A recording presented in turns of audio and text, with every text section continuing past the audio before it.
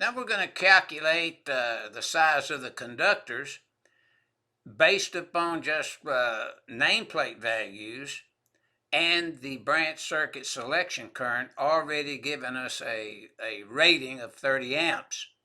Now, sizing the conductors now based upon, say, the controller or the conductors that we'd have, we'd use 440.32 and 440.33.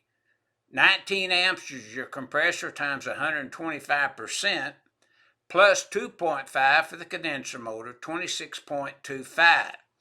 And if we applied note 2, used our 75 degree C rated conductors from table 310.16 and 240.4D as in dog, a 26.25 amp rating would require number 10 AWG copper conductors, THHN, and rating is what we have listed in the solution. So number 10. Sizing the overcurrent device now based on the branch circuit selection current, we just use that. So we go to our table 310.16 and based upon the requirements of 440.4C, 30 amp rating already calculated for us, and this is the size they want us to use, would require number 10. So in this solution, the same thing.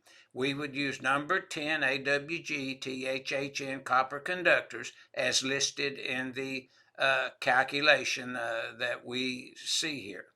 Now, that's what our figure 19.16 is illustrating.